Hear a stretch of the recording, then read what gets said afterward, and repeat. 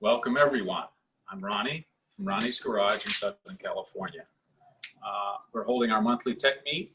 What we're going to talk about today is something that I don't usually talk about too much, and that's going to be an Arnage. Rolls-Royce and Bentley went through some changes and transitions. These particular models came out in 1998. Ronnie, what transmission is in these cars? I think this has a ZF transmission, but I'm not sure. Let's take a look.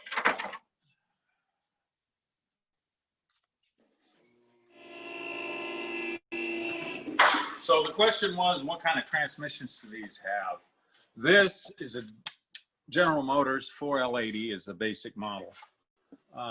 That is on the V8 models, the Bentley V8s. I think that the BMW engine versions have a ZF in them, but I'm not sure. I don't work on many of these more modern cars, so I don't have all the answers, and I'm glad for that. This is a General Motors transmission here. It's electric controlled, and multiple clutches. And it's all run off. Oh, I was going to show you the cool box. I distract myself for reasons. Okay.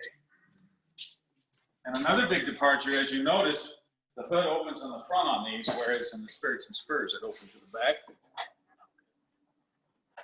There's a lever in there to release that. And sometimes this comes up. It's really kind of fun. Sometimes I use like a plastic thing on here.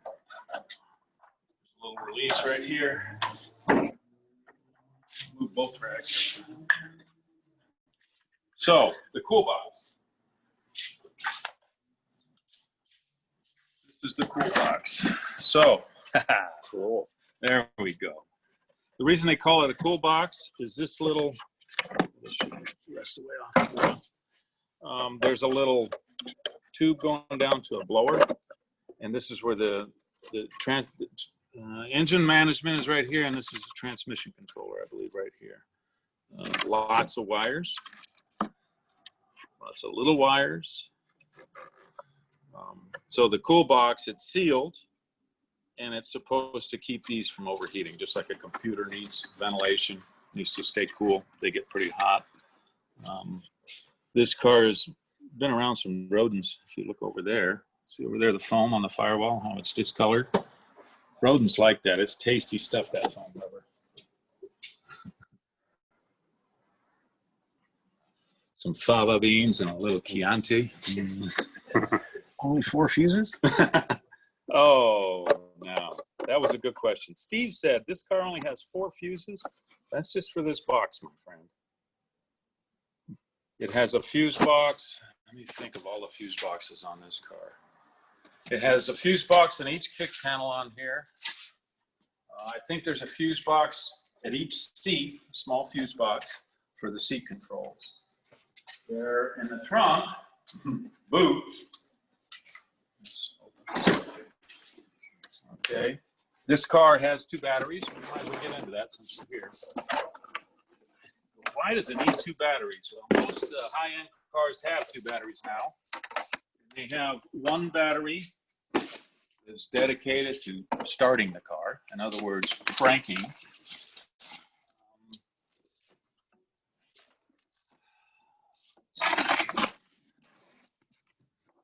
Here. So, there we go. This left battery, they call it either the house battery or the main battery. That runs everything on the car except for the starter. The right battery is for the starter. So when you go to crank the car, so many of these cars will have a dead battery, main battery, and still start. And people think there's nothing wrong. They might get a battery warning light, and it'll say, your charging system or battery system fault. That's because this one's dead or too low a voltage. One thing that happens a lot when you have too low a voltage on a car is the computers, and there are many, they get confused. So they sense that the battery voltage is too low, so then they send a fault. And through all that network system, and that comes up on your driver's information panel. It's going to say faults. And a lot of faults are cured on these cars by changing the battery, clearing the code. Now, there's another fuse box. Here.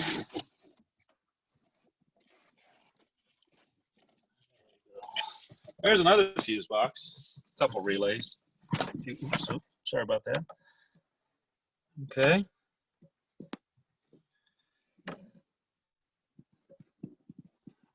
In this car, in fact, I recently had here's your little instruction manual. I don't know if there is. If there's one on this side too.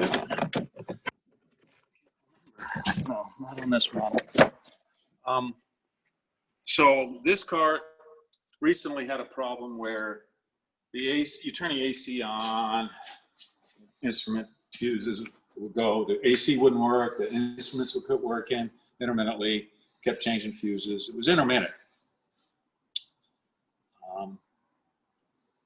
So when I got the car in, I got it to finally fail all the time.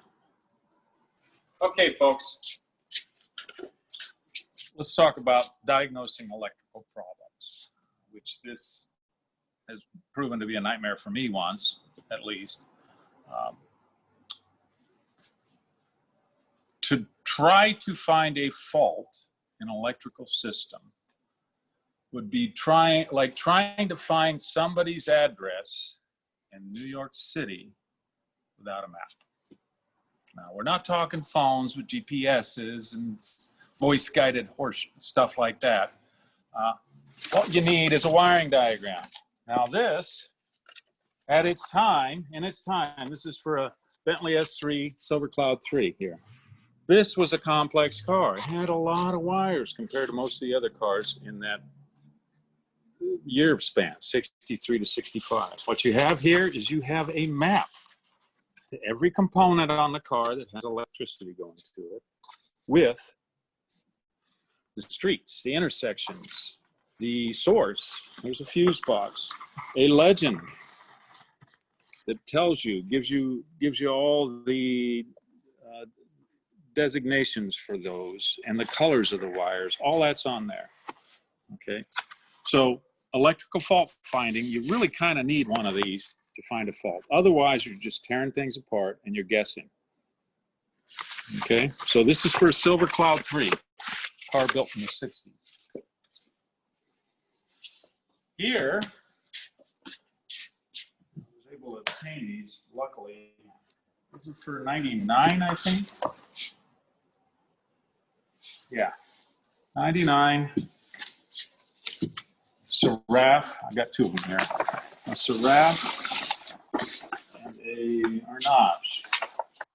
Okay, now, I just want to let you guys see the scope of what we're doing here. Now this is how I found the problem in the car. This is not readily available. You can get the software, the manual for these cars, working on those cars. It's dated software, which means that it has an expiration date, and you can still use them. You just have to change the date on your computer so that it recognizes that software, and you can change it right after you open up the program, and you're fine. But their wiring diagrams are not this. This is a complete map. This is the map of the US, okay? And sometimes a component will have a wire that goes from California to Tennessee to Minnesota to Florida. And on the computer system, it doesn't tell you that part. It just shows you Tennessee or California. This is where your circuit is. It doesn't tell you where else the wire goes.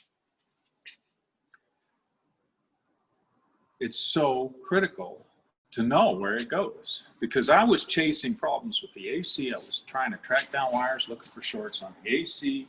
I had the dash apart to get to the instrument panels, and I saw it went to another circuit, I forget, some other place, And I was so tight because it had a dead short, and I kept blowing my circuit breaker. I have a special circuit breaker.